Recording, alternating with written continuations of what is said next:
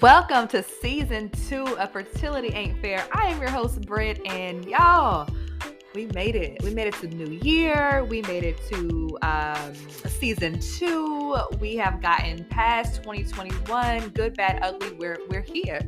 And so I welcome you if you are returning. Welcome back to Fertility Ain't Fair. If you are new, welcome to our community. And yeah, we are kicking off this year with a bang. You hear me? A bang. We have a very special guest who hopped into our podcast and joined us to talk about a brand new documentary film that is going to be on OWN and Discovery Plus on January 4th. Her name is Chiquita Lockley, and she is the executive producer and director of Eggs Over Easy, Black Women and Fertility. You may have seen it out there in the world on Instagram, or someone shared it or liked it. Check out our Instagram page as well. We posted a trailer about it. But we were able to grab her in the midst of doing all kinds of crazy media to promote this amazing, amazing film. And talk to her about, what it meant to start this film from the very beginning. What is her vision of this film for getting out to the world, and what she's learned in making this film. At the end of the day, the intention of this film was to shed light on the ups and downs of fertility in the lives of Black women, because we know in our community, one of the taboo topics, as we still have several, is really infertility and fertility issues. So this film really is going above and beyond in the lives of everyday Black women, and also a couple names you might know, like Keisha Knight Pulliam and also Andra Day in the spotlight. But the lives of women who have not been able to really share this story, and they cover so many topics. So we have Miss Lockley hopping in to talk about Eggs Over Easy film. So let's get on into it. Chiquita Lockley. She, if you do not know, and you will know her name very, very soon if you don't already, she is executive producer and director of the new documentary film coming out very, very soon on January 4th called Eggs Over Easy, Black Women and Fertility. So I'm super, super excited to have you. I know our guests will be super excited to hear from you as well prior to it coming out to the world. And so, as I mentioned to you, I'm going to give you the flowers now, because we know that in the Black community, Black women and infertility and fertility is still one of those things that is, as you have said, taboo. And also we suffer in silence. Yeah. And until, we talk about these things openly and have honest conversations, and as I mention all the time, normalize the conversation, it's, we aren't able to kind of break that mold. And so I just want to thank you and every single person who had anything to do with Eggs Over Easy, because it's just a blessing to see more of these mainstream, media things coming out, because we need it. So we just thank you and give you all the flowers before we even get started. Well, thank you so much. And again, thanks for having me, because it's been a long, long, long journey. But to your point, we need to talk about it so that it's not an anomaly. Like, this is a common conversation. So I'm excited about being here.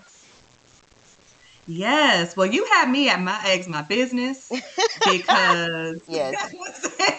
that is also one of my mottos. I always say, get out my uterus, but it all means the same thing. Okay, just mind the business. Yes. But let's get into where it all started. So take us back. How did we get here to being on OWN and having this amazing documentary coming out? Well, we don't have enough time for all of those stops, so I'll just give an overview. I was 41. I go in for my physical every year, my pap smear, around the time of my birthday. So my gynecologist looks at my chart. She's like, Miss Lockley, you have a birthday coming up. Your eggs are turning 42. Do you know what you want to do with them? So when she asked me that, and she kept talking, wonderful doctor. I have no idea what she said, because I kind of blacked out. What do I want to do with? What are you supposed to want to do with them? I don't know. I mean, I wasn't married. I'm still not. And I never envisioned life with children without a husband to help me take care of them. So it wasn't on my list. Okay. I knew like where my next job. I work in production, so I knew where my next jobs were going to be. I knew my next vacation. I knew I was brunching on Sunday. Like, I could see big picture stuff, and nowhere in that was a question about an egg or what you do with them, where do you go to do something with them, if you want to do something with them, who pays for this, how much does it Mhm. cost, all of that started running through my mind. It was overwhelming. And then over the next few months the question kept chasing me. I would be at any Mhm. random place and somebody would mention something about fertility, whether it was when I was at a brunch that March and one of my very close friends told me that she just miscarried, she and her husband, with international donor Mm. eggs. I didn't know what an international donor egg was. So Wow. you want to be present for your Right? friends if they're brave enough to even share. But girl, what Mhm. is that? So I had to go, once I Mhm. started researching, I'm like, I don't know what this is. I started researching and I thought, if I don't know, I have a degree from Spelman. Like many of my friends are from college, and we all went to Spelman, which is Mhm. a women's college, an HBCU in Atlanta. So if we aren't Mhm. having this conversation Yes. about Black women in our bodies, who's having it? Because you would think that this would be a group of women who could be having it. I'm in a sorority. We're not having them, and I'm a Delta. Many of my friends are AKAs. If we ain't talking about it, then who is talking about it? So that kind of Right. led me to do this I thought 10 to 15 minutes, a short film where I just give an overview like fibroids. Why do we call it a women's or a feminine surgery or a procedure? Sometimes we don't even say surgery. Well, what is that Right. exactly? So this 10 to Mhm. 15 minutes, I would pay for it out of pocket. Everybody know, well, many people, if you're not in film, you can just assume that for 10 to 15 minutes it's going to be ten to $15,000. So I was like, I can figure out how to pay for that myself.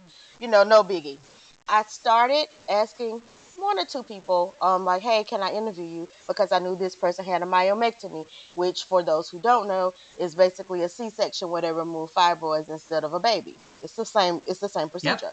Mhm. So Mhm. I knew a couple friends with that issue. I knew about surrogacy. We had a friend, she and her husband used surrogacy to complete their family. So I started talking to a couple of people just to see if they would be open to me filming them. And Mhm. most of them said yes. Some were apprehensive, so I interviewed them, but they didn't want to be on camera. But what happened was this Mhm. snowball effect because they would say, "Oh, my cousin, she had this. Oh, you remember this girl from such and such class? She had this." So all of these people in the film, because now it's obviously more than 10 to 15 minutes, I knew them. They're Right. like my people are my people adjacent. I knew all of these people except a couple of the doctors. Some of the doctors I knew because they Mhm. went to school with me, and one of them is my line sister. But I didn't know like maybe two of the doctors and a couple of people, one of the surrogates. I did not know her. And the woman who owned the surrogate agency, Eloise. I didn't know her. All the other people, I knew them. So what ended up, Mhm. we're now at 5 hours of footage because it had taken me through a year at that point, going up from Atlanta to DC, Baltimore, Maryland, New York, and then we went West Coast and did some interviews in LA. This was definitely more than I could afford, and this was definitely more than 10 to 15 minutes. So I did a Kickstarter Right. campaign. A lot of people helped me. We did it homecoming weekend. So if you are familiar with Okay. HBCUs, that's like I such a went to Howard Girl, so we on the same page. We good. We oh, good. hey, hello. Yes. So that homecoming, my birthday fell on homecoming, which every other year alternates. My birthday's half the time it's on homecoming. So all of my line sisters and all of my classmates and friends, they reposted my help me make this film on Kickstarter post. And they said, if you're coming to homecoming, we don't want to leave without Quita having this money. And that's what happened. So they sent me all this money because they were not gonna let homecoming in without us reaching this goal. And because it wasn't just my project anymore, it was all the people who needed to hear this conversation project, and they just lifted. It's like it took everybody to lift the boat. So that's how we ended up with the long film that we finally cut down to an hour and a half. And in the middle of that, I knew Keisha Knight Pulliam.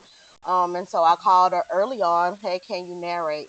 And she jumped on board. Mind you, I still didn't have any money. So nobody is getting paid for this. This is, we need to talk about it. Can you donate your time? Mhm. So Keisha jumps on Right. board. Felicia Fant is one of the executive producers. She's head of urban at Columbia Records. So Mhm. Felicia, I call her like, hey, I'm gonna need help finding some money, finding some people, and getting the story out. She jumps on board as an EP, and at the time she was working Andrew Day's project. She had from Mm. the beginning of Andra's career, she was working Andra. So we were gonna use Andra's song "Rise Up," and her second song was "Amen." At the middle of the shoot, I get a call. Hey, Andra wants to talk. Can you interview her? Wow. Not knowing, like I had no idea. This was the window of time that she was getting ready to film Billie Holiday. Yes. And Yep. one of the Hmm. things we talk about when everybody watches the film, um, there was something that happened. Like if you're in a film and you're the lead, you have to get this certain insurance, and so you have to go to the doctor Hmm. and they check all these boxes. One of the boxes that couldn't be checked, or that there was a pause there, the doctor said, because your body is going to go through so much, we don't know if you will have your fertility on the other side of this film. We suggest freezing your eggs. And for her, because she had never heard of that. That began her journey. Wow. So in the midst, that was just God's blessing and His continuance in Hmm. bringing us on Hmm. this journey. But with Andra, we end Hmm. up getting way more. And today's her birthday, by the way. Happy birthday, Andra! But we Aw. ended up getting so much, and not even knowing that that's what we were coming to the table for, because she had a lot to say, and she knew like just the historical implications of IVF is expensive for all women, but black women make Hmm. 61 cents on the dollar of a white man. Hmm. So it's Hmm. more expensive for us because historically we don't make as much. So she just knew all this stuff because she had been researching the history of racism in America because of this movie she was getting ready to do. So we got all of Wow. those gems from her. Then Keisha decides that she's going to freeze her eggs because by now we're 3 years Hmm. in of just filming whenever I could get money. Um, she's gonna freeze her eggs. Starts the process. COVID hits right at the top of her process. So we walk through that Hmm. with her in the film, because what happens when you're finally at the table and with your medicines to inject them, and you can't go to the hospital because To a if doctor, correct. yeah, you can't go because if you recall, only it's like Hmm. you had to have a big emergency to get into a hospital. Yes. Hmm. So elective procedures, which this would be considered elective, you couldn't go to your doctor's appointments. So that happens Hmm. while we're filming her. And we, not that Wow. anybody would ever ever want to hope COVID would come and pause the process Right. or anything like that, Hmm. but we were filming, so we were able to show firsthand what was happening in that moment, which I think was just like we couldn't have made it up. Um, so we ended up with some really good stories, and in real life, what was happening. So I'm the main person who runs our Instagram page, Eggs Over Easy Film. Not the only person, but the primary person. And what I kept noticing from all of the people in the community, the fertility community that we follow, Hmm. um, these women were devastated because many of them were in the middle of the process.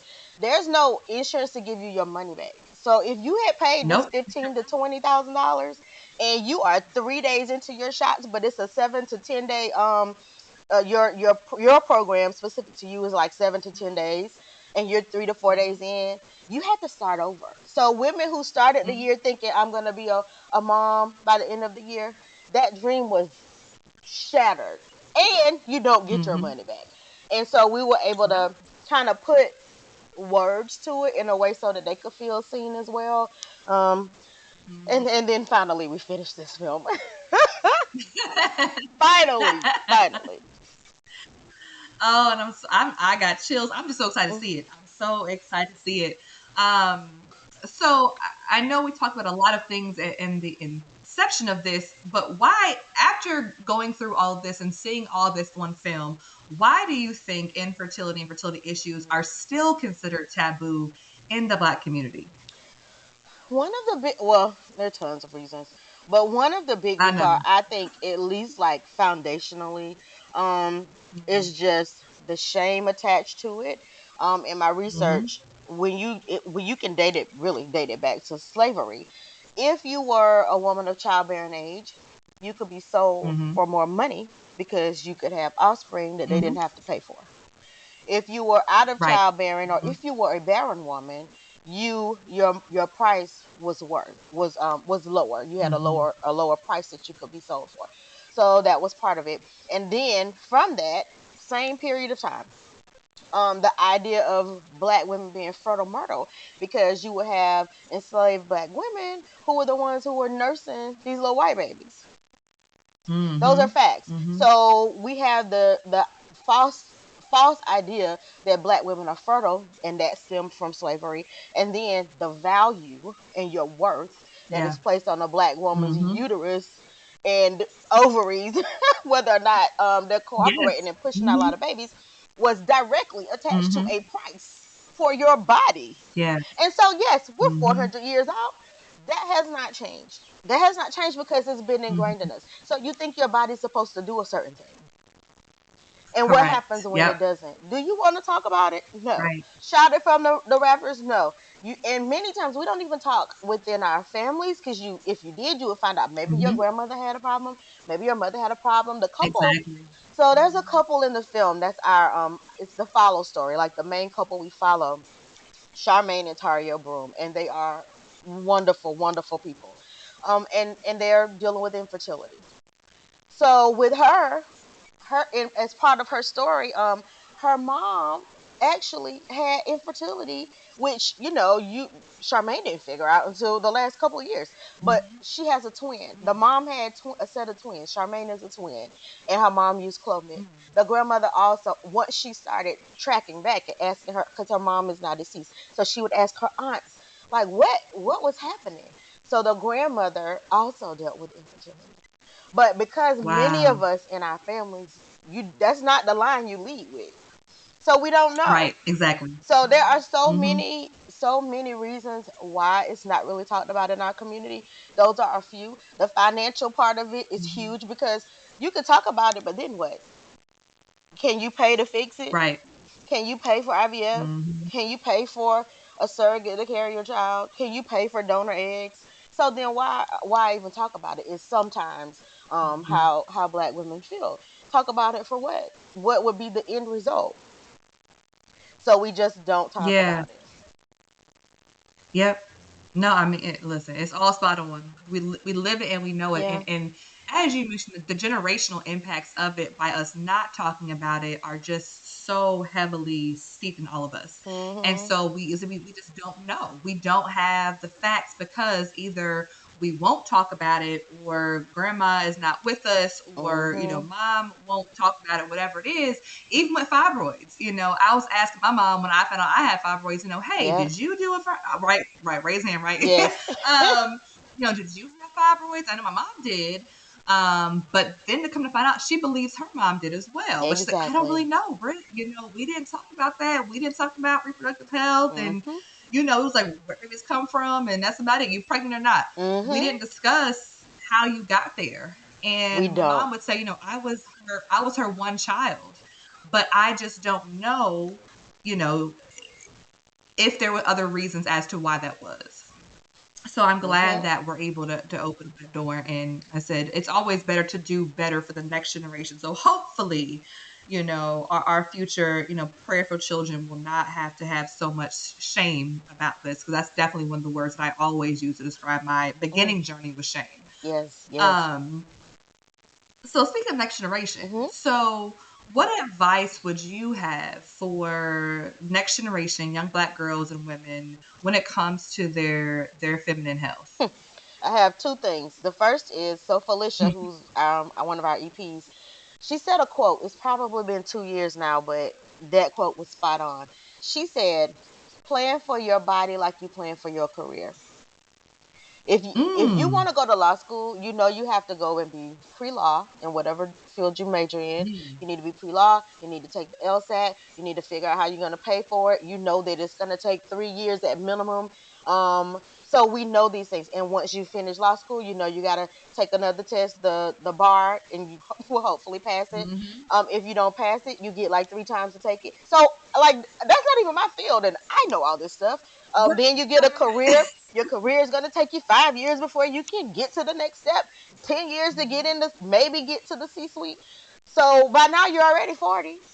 Now that's your career. Mm. What if we plan for our bodies like that? So I thought when she said that, it took my breath away, because that is what should have been happening. When I talk to all of my friends, Right. I'm 40. I just turned 47. So I talked to all of my friends, especially over the past couple of years, and the consensus is the same. We would have planned for our bodies had we known we needed to be planning Had we for it. known.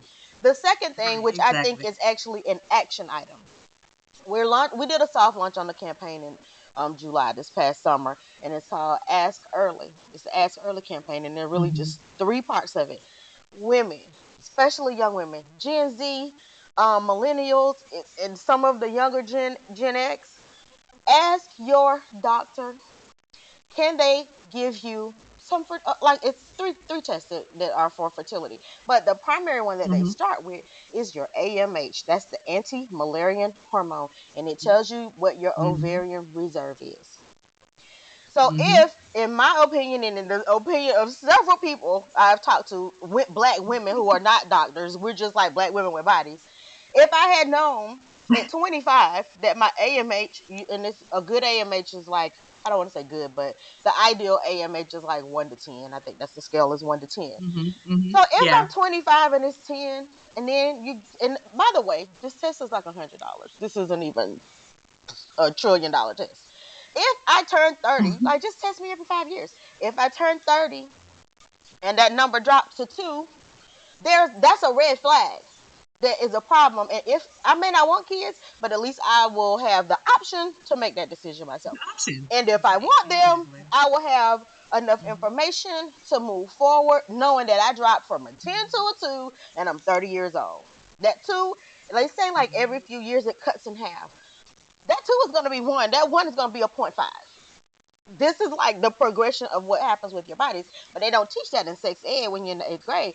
They don't teach it ever, They sure so do. we never know. I Mm. was 42 when the doctor asked me that, and I finally came to like months later. I did have the AMH. I'm like, honey, we needed to been doing this test, because what am I supposed to do with these numbers? So the Right. AMH, and with Ask Early, the three-prong approach, girls, young women, um, people with uteruses, or whatever the current terminology is. If you think ever down the line you may want to have kids, or if you're pretty sure you don't, but you just want to know what's happening with your body and what your hormones are doing, start there. Ask your doctor. The second part of the Ask Early campaign is doctors. Ask your patients. That's part of your job. You should want to know if your patient sees fertility in her future.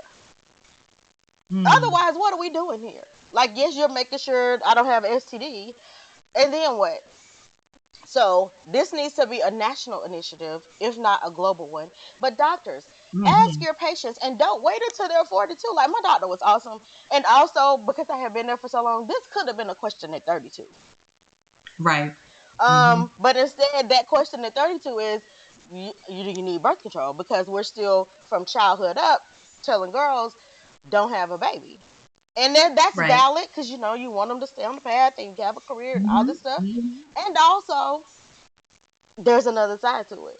So at some point, the question for doctors should not just be, would you like to be on birth control pills? It should say more like, what would you like for your reproductive life? Because maybe that Yes. for the next 5 years, maybe that does look like birth control pills for you. But maybe if you Mm-hmm. know down the road that this might be something you're interested in having kids, y'all need to take another path, you and your doctor. So that's the second part, for doctors to engage, especially doctors who are not black women, because this is Mm-hmm. not on their radar. Mm-hmm. So if your doctor, Right. if you are a physician, an OBGYN, especially if you're not a black woman, listen to this moment. Ask your patients, what would they like to do within the next decade or so? And then educate them. I know doctors only get like 15 minutes per person. You could give me some keywords. Anybody could have said Google AMH and I would have done it. So this isn't like a Period. long, drawn out Right. process. So that's the second Right. part of the Ask Early campaign. The third part is for systems, and by systems I mean like the boards. So like Mm-hmm. ASRM, which is kind of like the governing body for reproductive health. Like they don't make rules, but they say these are some standards. And then you have like Mm-hmm. the SNMA, the Student National Medical Association, the NMA, which is the adult version of the National Medical Association. And those are black people, like black physicians. And then you have the Mm-hmm. mainstream, that's their counterpart. So right there, that's five organizations who could step in and say, guys, we need to ask these women what they would like to do. And let's start it when they're 25 to at least have it on the radar. If we can do that, Mm-hmm. those three areas, I think we would at least level the playing field so that this is not a surprise when you're 42 trying to figure out, oh, now I suddenly need 20 extra $1,000 to go and freeze an Okay. egg, and they don't even want to freeze it if you're over 40. Although I do know people who have successfully frozen eggs and use them over 40. Mm-hmm. That's not the norm. They want you to be like 27 to 34 is the window, the preferred window. Mm-hmm. Mm-hmm. So even if you look at that number, Brittany, 27 to 34. If you're 27 and this is the optimal age to freeze eggs, when was anybody going to have that conversation? Because unless you Nobody work, said a word about it. nobody. So A unless you work word. at Facebook or Spotify or Google, one of these companies that will actually cover egg freezing costs as part of your Mm-hmm. insurance benefits, if you don't work at Mm-hmm. Starbucks, who was going to have this conversation with you on your financial plan for what you're going to do at age 27? Because if you came out of law school, you're out of college at 22, you're out of law school at like what, 25, out of med school at 26, 27, you're already at the age when you finish that next degree, if that's the path you decided to take. So Mm-hmm. when was this conversation going to happen? And that is why it's so important that we ask early. That's what we can do. I first of all, the quote was everything. I wrote it down. like plan for your body. Oh my god, yes, because we just don't do it. And as you mentioned before, it's because we've never been taught to. We don't know who to go to. We have assumptions about it. Oh, that's for white women. Oh, it's too expensive. It may be, but it also may not be. Yeah. And you may have coverage that you don't even know about. Like I knew for a fact working in media, I didn't have no Mhm. coverage, and that Mhm. probably wasn't going to change. But my husband got a new job over the last year, and I was like, no, I assumed he didn't have coverage either because we're just so used to not having it being in Mhm. radio and Mhm. TV and stuff. And so, come to find out, he had coverage on his new plan, and we had no idea when he switched jobs that was even a factor. So God works it out, Yes. but we just didn't know. Like we assumed so many things, and I assumed I wouldn't get to IVF, and I assumed Mm. so many things. Mhm. Because as you mentioned, you don't know about it, and then when you're slapped in the face with it, it's a slap, and it took. I mean, it's taken a few years at this point to be accepting of what is happening because as you mentioned you Mhm. feel like I'm supposed to be able to do this for free. It's supposed to be natural. It's the Yeah. way my body was built, right? I was born Mhm. a female with female parts. That's my job. Part of my Yeah. job is, being able to, if I choose to, rear kids. Yeah.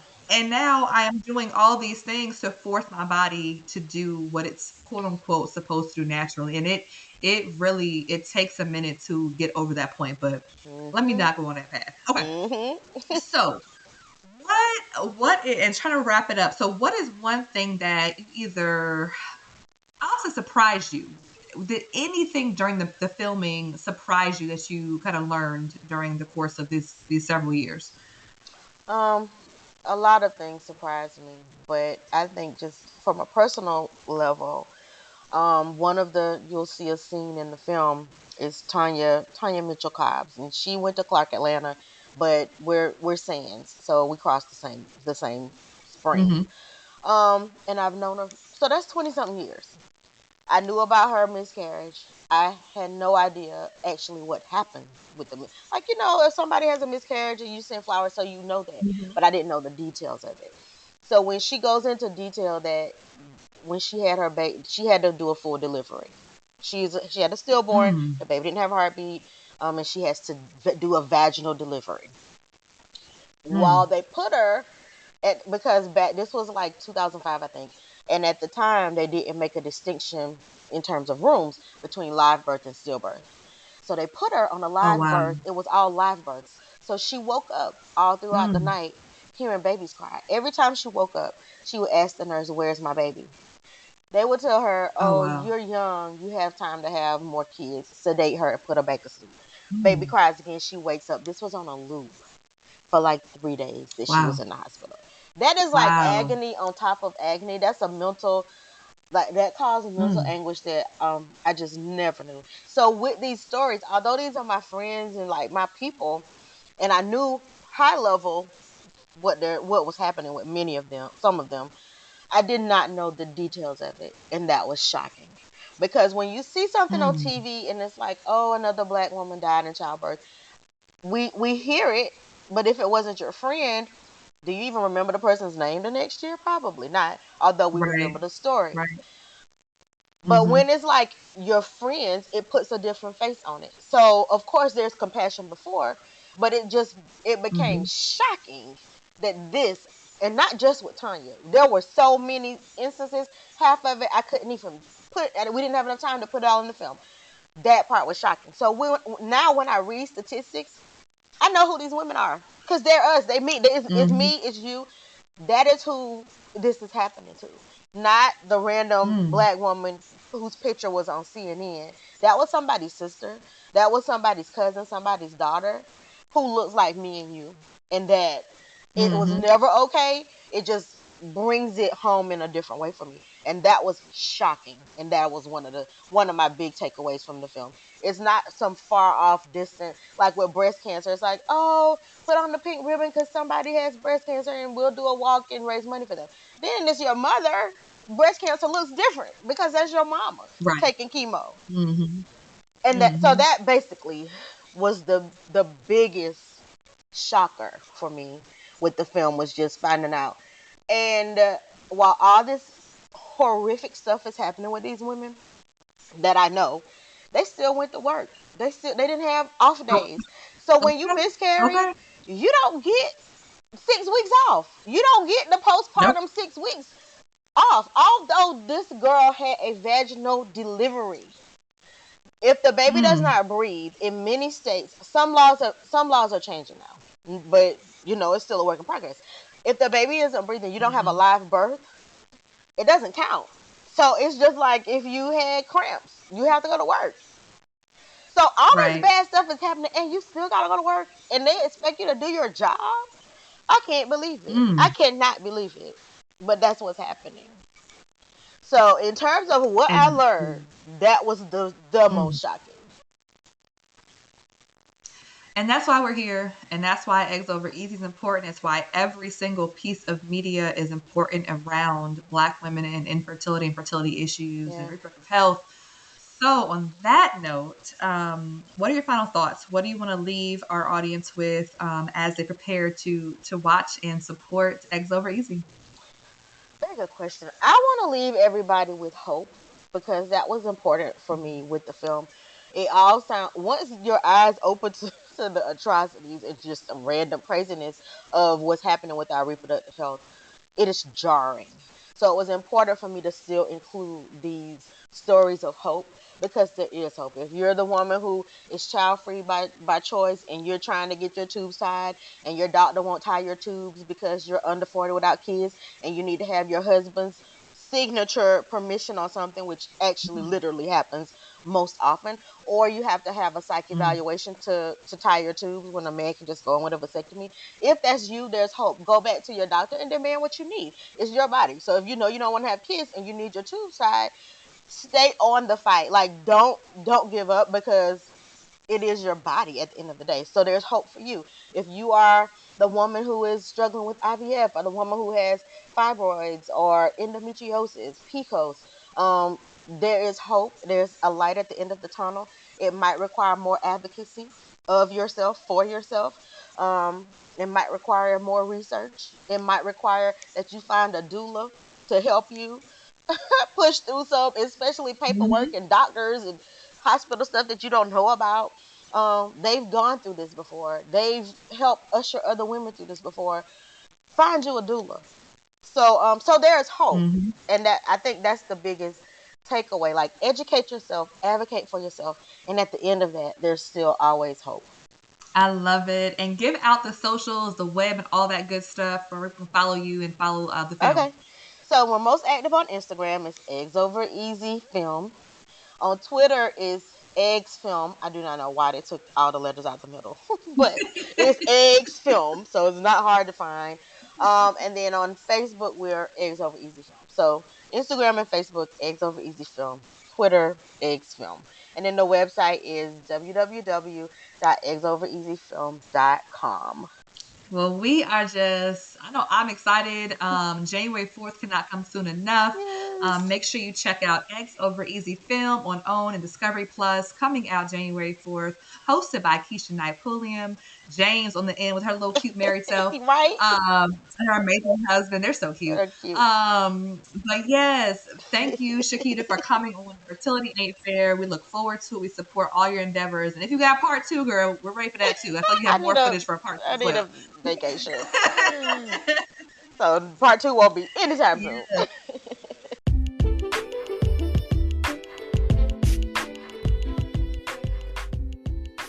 What a way to kick off a second season. I'm so hyped for Eggs Over Easy to come out tomorrow on January 4th on OWN and Discovery Plus. Make sure you support this film, not only because it is a woman of color, not only because it's bringing these amazing conversations and stories to light, but because we as a society need this. We know we have to normalize the conversations. We have to ask more questions. We have to educate ourselves and women around us. And it really does start with just opening up the doors to mainstream media tackling these major issues when it comes to infertility, fertility, reproductive health, and especially when it comes to women of color. So once again, I give her and her team their flowers today. And make sure you just go ahead, go to their Instagram page, go to their Facebook, go to the film's website. Check them out. Eggs Over Easy Film, coming out January 4th on OWN and Discovery Plus. And also shout out to HBCU Love, because listen, if anybody's gonna get it done with her Kickstarter fundraiser, it's the HBCU during homecoming, also on her birthday. So shout out to HBCUs as well. Okay, key takeaways from me. So number one, I loved her ask early kind of 3-step approach. And so when we're talking about, what questions do I need to ask, let's say in my 20s versus my 30s or 40s, if I'm able to, know what to ask, it's really, really important. The key tests that you ask to kind of check your egg reserve and check your fertility and check just your parts, right? You go to get your car tuned up, do the same with your body. You have to know what's going on in your body and to ask the right questions so that you have education and options. And that's huge. For not only any of us who are currently in this space, but for the next generation of women coming up in this space and young girls coming up in this space of just knowing their bodies and knowing what their options are moving into their, next life decades. Also, of course, the quote, plan for your body like you plan for your career. That's a word, that's a gem. I say that, I wrote it down. Because she's right. At the end of the day, we know, how many years it takes to do, this career or, finish this degree or this licensure. We know all that, right? You research it, you look it up, you find people, you have a community, you do all those things. But what are we doing when it comes to our reproductive health and our fertility? Why are we not planning for it and getting those answers early to know what our options are moving forward? So, and the third thing I had as a takeaway was just a reminder that you never know what's really going on in the lives of those around you.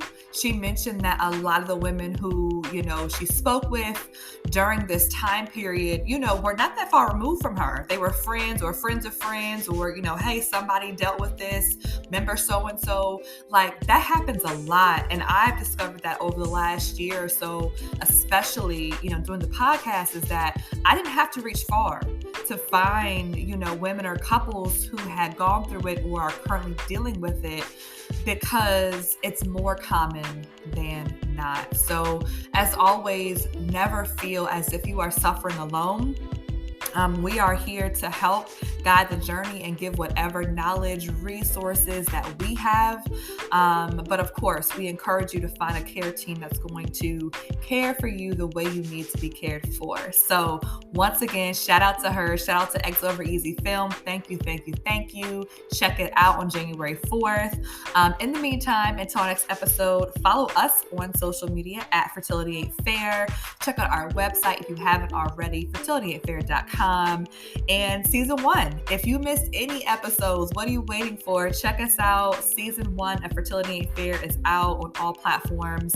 Make sure you check out any episode that you may have missed. And that's it for me, y'all. Season 1, we're just getting started. I'm so excited. That's all I got. So I am your forever friend in fertility. And until next time, stay hopeful.